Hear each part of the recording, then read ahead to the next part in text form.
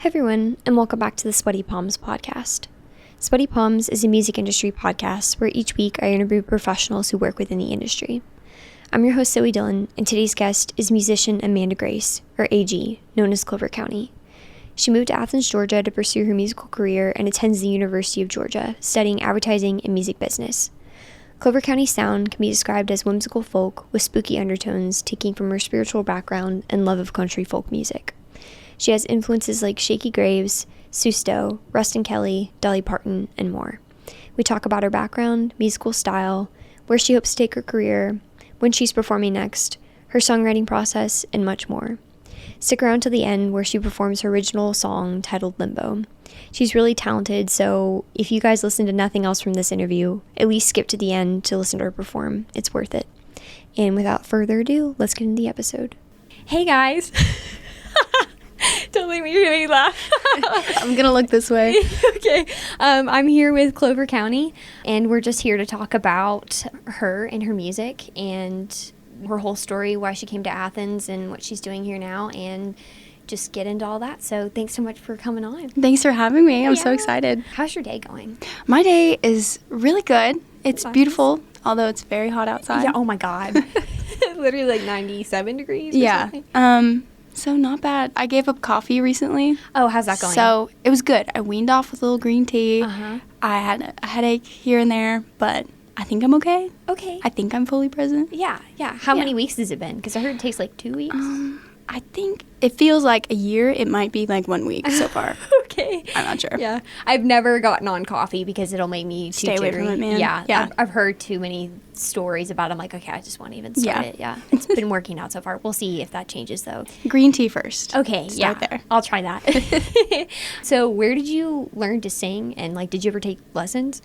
I guess as a kid, I kind of was just always singing. My dad played guitar and wrote songs his whole life, so I kind of picked up singing from him, and then I think I did like chorus in middle school and elementary school, Okay. but I think I tried lessons once. I had just a guy who would come over, and he was like low-key a scam artist, I think. Oh, yeah. And he'd be like, where did we leave off last week? And I'd be like, we were in the middle of Islands in the Stream by Dolly Parton. Oh. And Love that song. so I think I just quit on that and just started teaching myself. It was in middle school. I finally picked up my guitar and started using YouTube. And I would just pause it, look at their fingers, copy the chords, and then go on from there. Did you ever learn how to read sheet music, or do you just play based off of chords and, teaching yourself? I did violin classes in 5th grade, and I think I had to learn sheet music, but I was bullshitting the whole time. So I wouldn't say I ever really learned sheet music, and I definitely don't know it now. Everything's just by ear. Yeah. I mean, you can completely get by without having to know how to read. You don't need a foundation in that. No, and I feel like the more people know about music and music theory, the really good people can still create, but I feel like sometimes it becomes a barrier. The more you learn and the higher standard you're holding yourself to, you're letting go of the freedom to just create whatever and experiment, because you're like, this is what I know, I'm going to do what I know. Yeah. So I kind of hold myself to that standard of just whatever happens, happens. Yeah, you've got a really unique voice. Thank you. How would you describe what your sound is, or the genre? that you go to? That's a good question. I feel like the easy answer would be something maybe alternative country. I would say a little bit of indie rock and then some pop influence, obviously. I would say my personal biggest influences are Southern Gothic music. Okay. So yeah. Do you have examples of Southern Gothic? Yeah, well, okay, some people would call it freak folk. There's the band Susto. They're good. I like them. Yeah, I love them. Oh my gosh, love them. And then there's Rustin Kelly, who I love him. he's so good, right? Yeah. Oh, okay, so he calls his stuff dirt emo. Yeah, I would agree with that. Yeah, and that's just a cool way to put it. And I don't know if that's his own personal thing he's coined, but I like that. He's another example. Yeah. Very religious Southern themes, but kind of twisted, a little modern, and based on personal experience. So it's storytelling. What's your favorite song by him? By Rustin? Yeah. Oh gosh. Sorry to put you on the spot. No, it's okay. Brave makes me kind of emo. Okay. In a good way. And then, what's another one of my favorites? I really like Black Magic. That's a good one. So I think I actually put in, we already answered this, but who are your biggest musical influences, kind of? Do you want to go into that? Yeah, I freeze up on this question all the time because I'm just one of those people who genre hops for everything, and I'm pulling influences from all different directions. So, like, right off the bat, I want to say Dolly Parton and Taylor Swift. But then there are obviously other people. And I feel like I'm less influenced by specific artists and more influenced by things, well, like books and movies. Yeah. Do you have a favorite book or movie? I'm just curious. I have a few. Like, I really love Joan Didion as an author. A lot of her books, like Play It As It Lays. I think just the way it's written is really cool.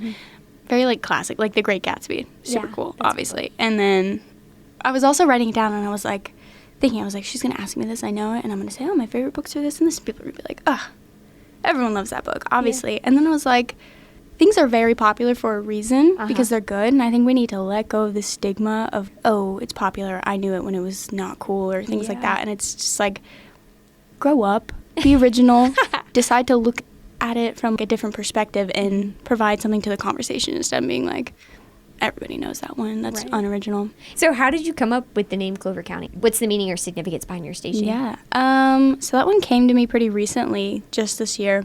I love my name, Amanda Grace. My mom gave it to me, and it's a play on the song Amazing Grace.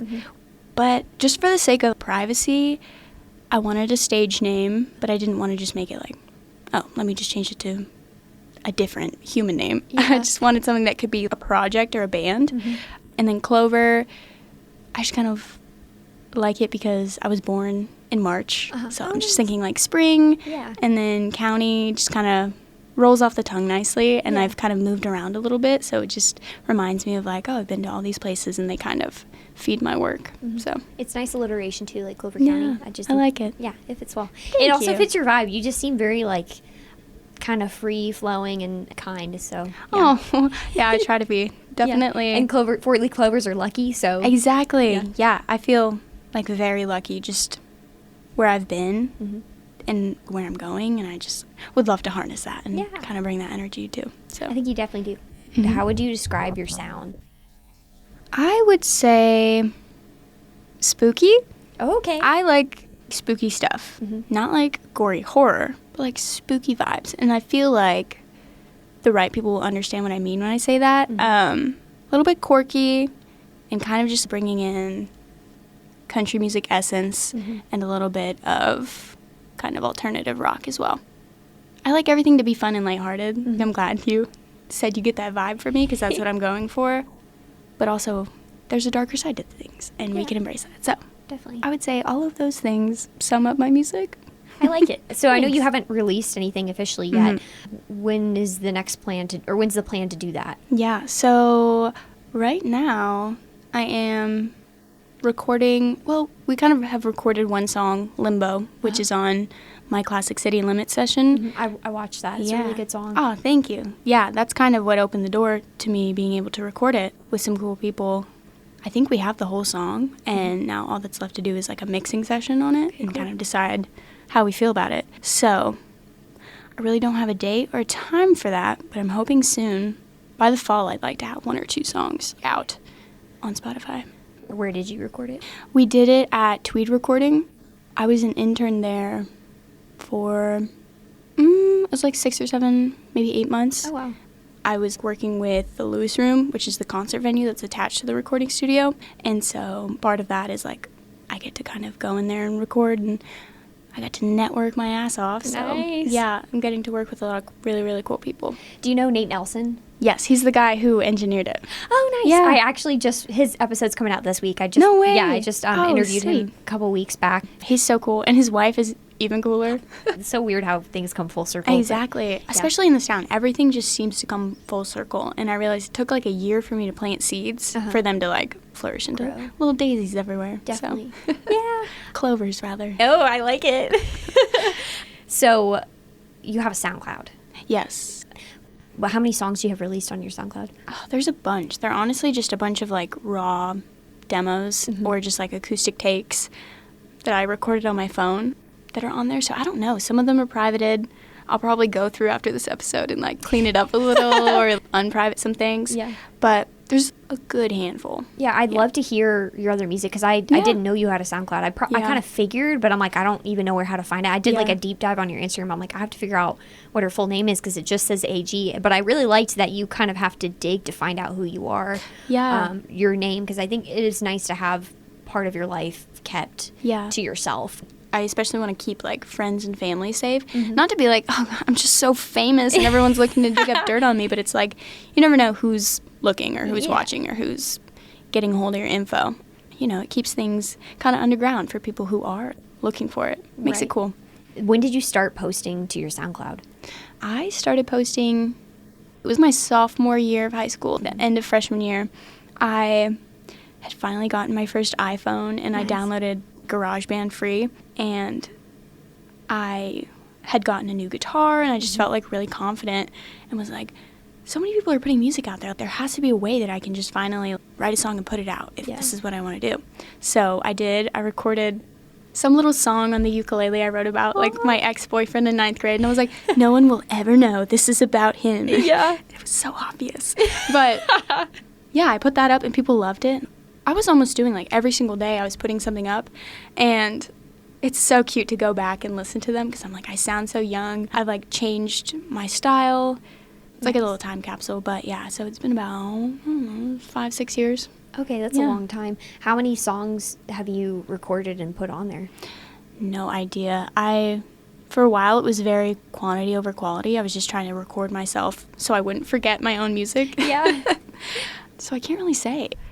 I don't even know how many songs I've, like, written, too. Because I have a ton of, like, really good little tunes that I like that I've written that I just never finish. And I'm like, I'll come back when the time is right. Yeah. And then the time is never right. And that's another thing about, like, being a disciplined writer and being, like, a true writer is you can't just only write when there's inspiration. That's something I've heard a lot lately. You know, practicing your craft, write every day, not just when inspiration strikes. Whatever. I feel like, but I mean, you're gonna probably produce like the best songs when inspiration is striking or strikes, whatever. Yeah, and I think it's more about inspiring yourself, and that goes into like taking care of your mental, which can be working out, it can be cooking, you know, selectively picking up different books and watching movies instead of just like, I know I'm not going to be inspired by sitting down and watching the Kardashians, even though I love it. Like, I am going to be way more inspired going back and watching an old movie that I love. Yeah. Do you have any cool projects coming up? Like I've been seeing on Wim's story and your story that you're working on a song together. Can you tell me about what that process has been like, if you're allowed to talk about it? Yeah. Oh, for sure. Okay, so working with Wim and I met at Sleuth Fest, and then we kind of hit it off, and then we're like, oh yeah, like let's exchange numbers, we'll talk, whatever. And we finally kind of got around to writing a song, and the process was, I don't think Wim and I had collabed more than once with another person, so I sat down and I was like, all right, dude, what's going on in your life? Tell me, what do you want to write about? What do you not want to write about? How are you? And he was like, well, this sort of thing happened in my life, and I was like, dude, I'm going through a very similar thing. And it was just kind of flip-flopped with our significant others. Oh, okay. And that's all I will say. I'm really intrigued. Nothing bad. Yeah. But so we started writing this really cool song, just kind of saying what we both wanted to say to our partners, and then sitting there and holding each other accountable for what do you really want to say? I hear what you're throwing out in the air, lyrics-wise, but, like, what do you want to say, and how can we say it in a cooler way? So way different than writing a song alone. Yeah. Which Wim and I talked about. We were like, yeah, if I was alone right now, I probably would have given up 2 hours ago and just been on my phone. How long did the process take, and can you go a little more into it? That sounds really interesting. So I think Wim, he like told me what he was going through, told him what I was going through, and then he was like, all right, do you have a chord progression? Because I have this one. Just starts jamming this sick thing on the guitar, and I'm like, perfect, let's start there. And I sit with it for a second, and I'm like, okay, I'm kind of hearing something a little soulful. And basically I kind of just had written a little bit. I think we picked like a theme, which was being broke, but being so in love and wanting to give as much as you can to your partner, considering the circumstances of trying to figure out your life when you're like 21. And then I went over to piano just for a little different sound and was messing with that to find some more lyrics. And then lunch break, of course. Right, gotta stay nourished. Yeah, of course. Kid makes a mean egg sandwich, so that was good. And then we regrouped, so funny. We walked outside for 5 minutes because we were like, let's get some fresh air. And it was 102 degrees. Absolutely not. He goes, man, I wish my lawn would mow itself. And I was like, all right, you ready to go inside? Like, we were out there for 2 minutes, and then we were like, all right, let's get this done. Yeah. And then I think the next week I went over, and then he, in like an hour or two, had a drum beat, the guitar, some bass down, and we started just demoing vocals.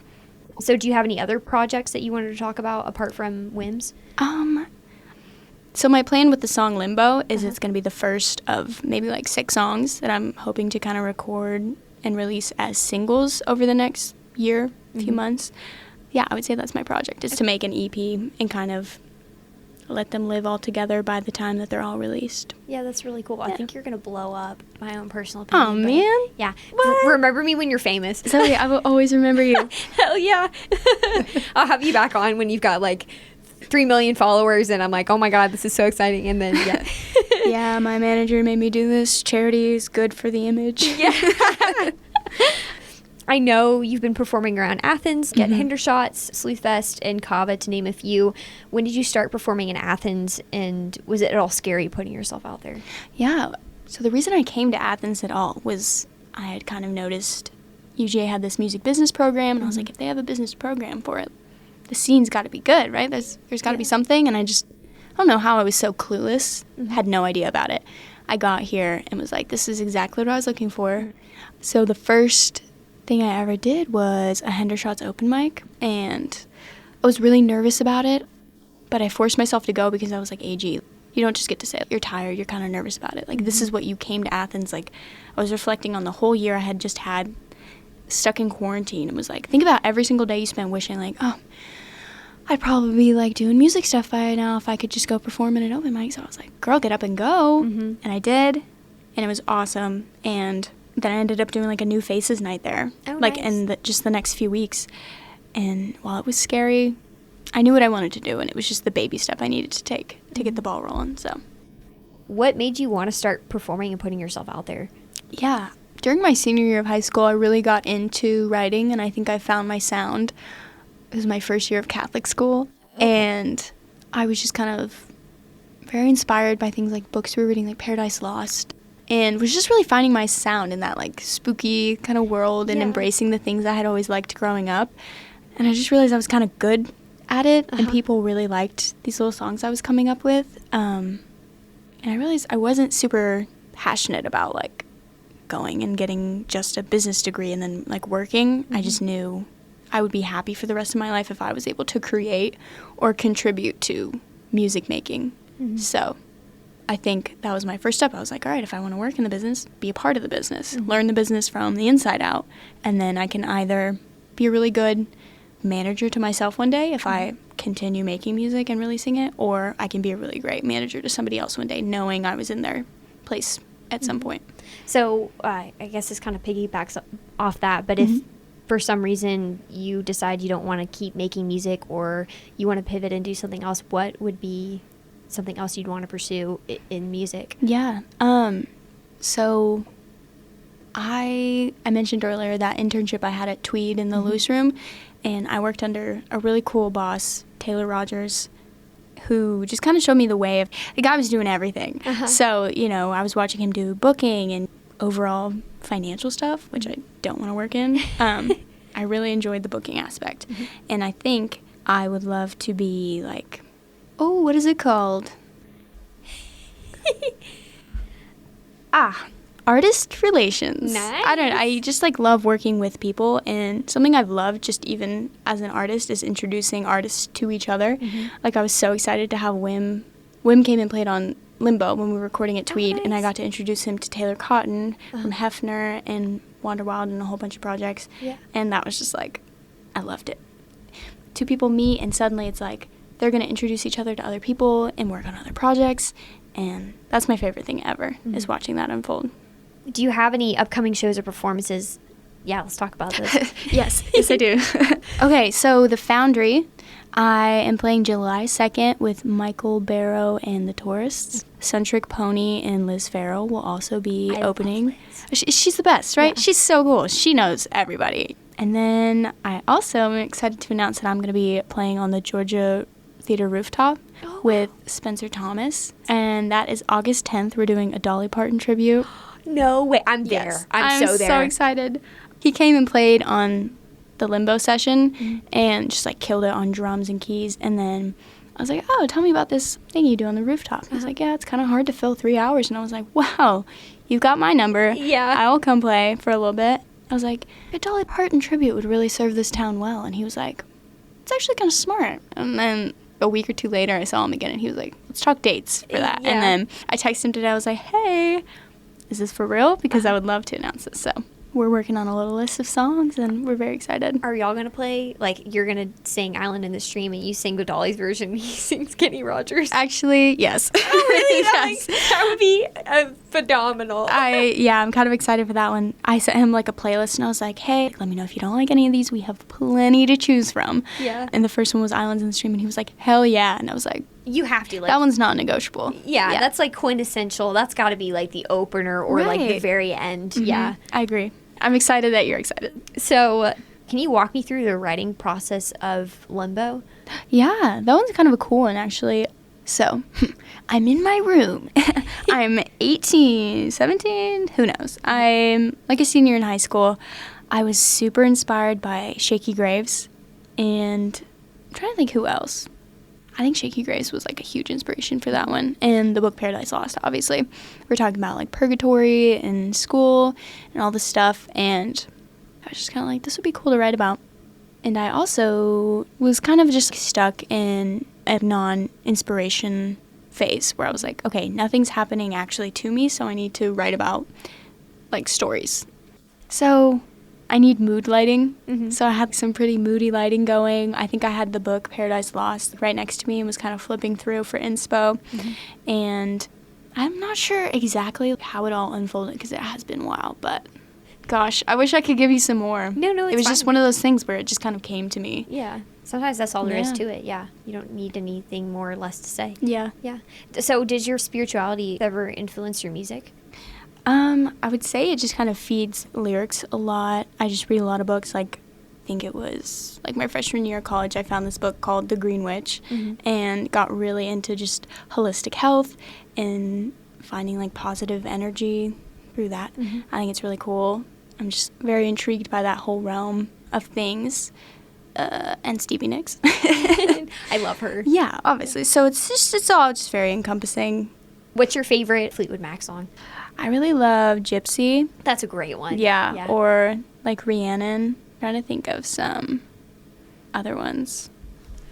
Spotify playlist, pull it up. Yeah. Landslide is always a classic. Oh, that one makes me cry. I remember the first time I ever heard that one, I was in the back of my mom's car, and like the first time I can remember hearing it, and I was just watching my mom like drive, and I was like, why does she look kind of sad right now? Oh, Say You Will. Yeah, that one Say is such You a Will, pop. Say You Oh Will. my god, love it. Give me one more chance. Don't Could copyright dance me. to that one. That's a great one, yeah. Call me for vocals. Hell yeah. I'm like, you would not want me playing guitar for you. I would mess up so bad. Somebody asked me the other day, someone who plays in like a really cool band, they're like a drummer and don't play guitar. And so he was like, I would love for you to come play guitar on this. And I was like, I know for a fact you know so many cool people who actually play guitar. Yeah. Why me? And then he was like, oh no. It kind of goes back to what I was saying. Like if you're too good at what you do, you're going to cause barriers Right. for yourself. So it was kind of that vibe. He was like, I would like your ear. So I was like, all right, just don't get your hopes up. Yeah. Okay, I think, do you listen to the Chicks, formerly known as like the Dixie Chicks? So I think you would really like the song. I found it recently, but it's Goodbye Earl. Have you ever heard that one? Yes. I love it. It's a banger. It's so funny. My dad has some like thoughts on that one specifically. It's such a funny song, and I can remember the first time I heard it, I was like, what the hell? And I was like, shit slaps. I was like, that was great. Yeah, it was lyrical genius, I think, because it's really hard to play a song and then tell a story and it come across in a way you want it to. It's a really good example of a song that tells a story, and it's... No, yeah, I totally hear you. Storytelling is really important to me. Like, I don't think I could write a song that wasn't a ballad almost, secretly a story, a tale, because that's just how I write. I'm envisioning it in my head. I like see almost like a movie or a montage, a B-roll kind of a thing, and then I'm pulling from that. But that's like why I love country music so much, and I think I was so afraid to tell people how much I love country music and how I would love to play the Grand Ole Opry one day. And that's my goal, is to like be like a country artist. Yeah. You know? I'm not trying to be Carrie Underwood, but she's a country artist. And she still tells stories. Yeah. I think that's one of the more important parts of music, especially that I make and that I listen to. I think country gets a bad rap because of pop country these days. Like, Yeah. you think of, it gets clouded with My Girl, My Beer, My Truck, that kind of Yeah. songs. And that's not the country that you and I are talking about. Right, exactly. That's pop music with country accents. Yeah. Not to like, I will never hate on anybody's music. It's just not my cup of tea. Yeah. And that's all right. Not my glass of sweet tea. Not my solo cup full of beer. Wow, you're really good at the accent. You need to. I'm on a roll. Yeah, if you ever meet Tim McGraw or something, he's in a new TV series with his wife, Faith Yes. Hill. And is it 1889? Yeah, I it's think the spinoff of Yellowstone. Yeah, and if you starred in that, you would fit perfectly because you do the accent so well. You could like play his daughter next time or something. I would love that. That would be my dream. When is your song with Wim going to be released? No clue. We kind of came up with like a little rough demo the other day, and then we have to kind of get together and figure out what we want to do in the Big Boy studio. Okay. And what's next for that. I never asked you your story growing up. Where are you from? That's a good question. I spent the greater part of my life growing up in Florida. Oh, okay. What part? Orlando. Nice. Yeah, so that was cool. I know your next question is going to be, did you go to Disney? I was going to say, did you go all the time, like every summer? Not like a lot. There were people who definitely went way more than me. Where I grew up, you could see the Hogwarts castle, and you could see like Rip Ride Rockit just from like my friends' backyards and like from our high school. It was just a walk away. So that was really cool. Yeah, it was fun. Then we kind of like moved to a town a little bit further from that just to kind of avoid tourist traffic. Yeah, and that was really sweet. I loved that town that we lived in. Yeah, so I love growing up in Florida. I'm definitely like a beach baby. Was born in the water, need to go back soon. And then I spent odd years in different cities, so we moved to Colorado for a little bit. Oh, cool. Loved it there.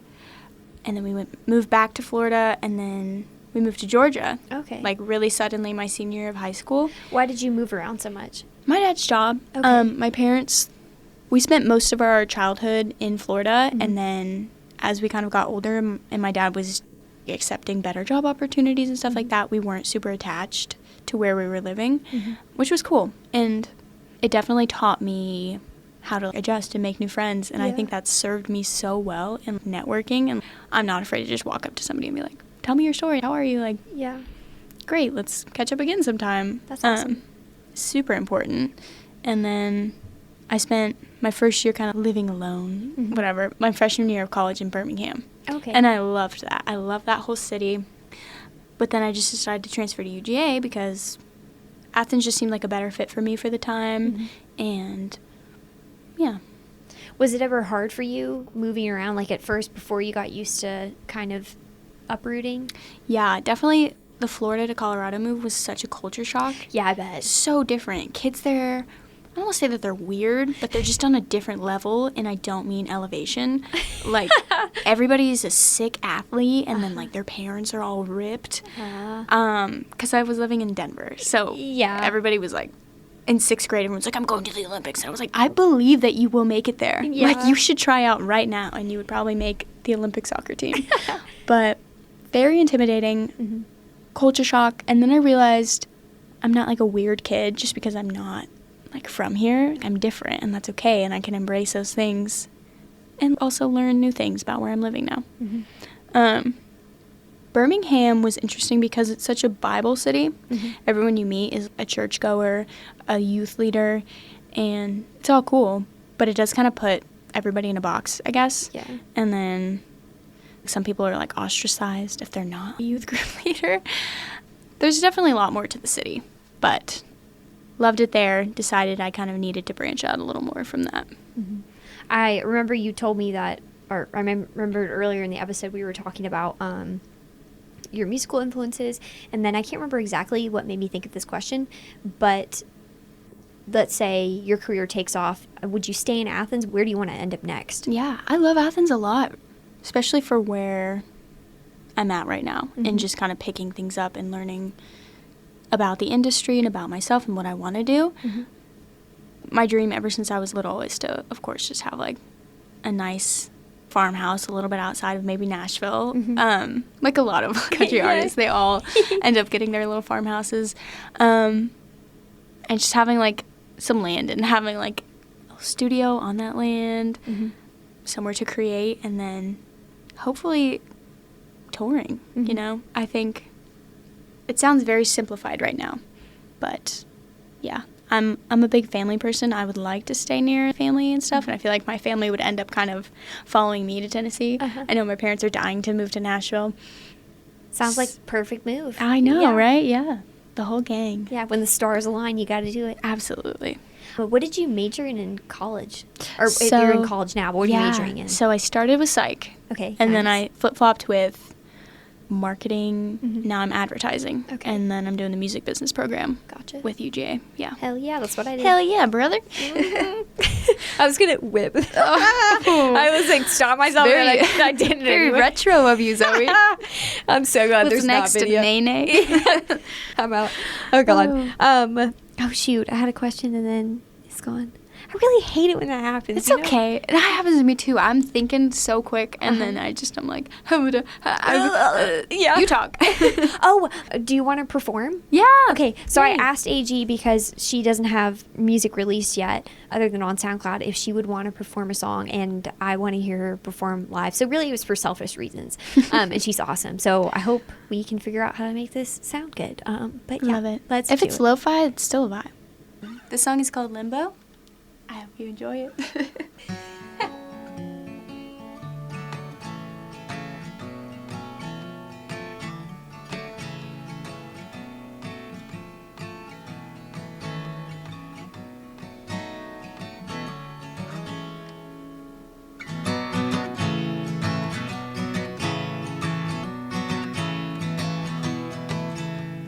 When you were in limbo, did you dance with the devil?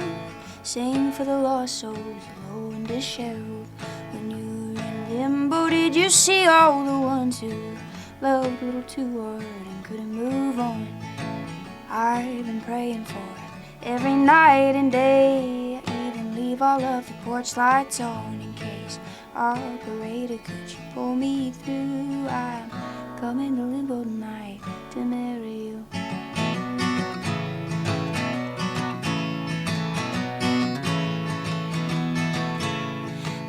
With the devil, but I don't know the beat. It's a one step or two, but he says it's a three. When dancing with the devil, when I stepped on his feet, I scuffed up his cowboy boots and he just looked at me. He said, I've been dreaming of you every night and day. I can't seem to put those angel eyes away. Darling, I know where you're planning to go. Don't go to limbo. Don't go to limbo. Don't go to limbo. Oh no.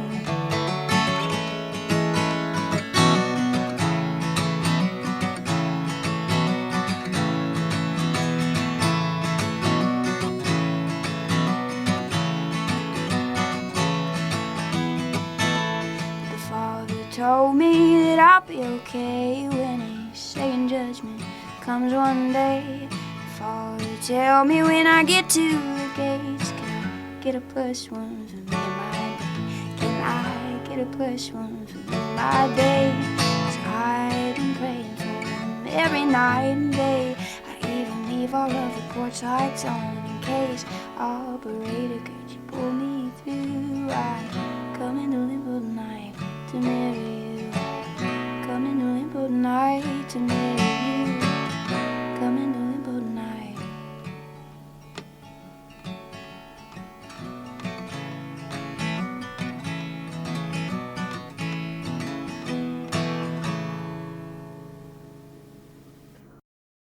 Thank you guys so much for listening again, as always.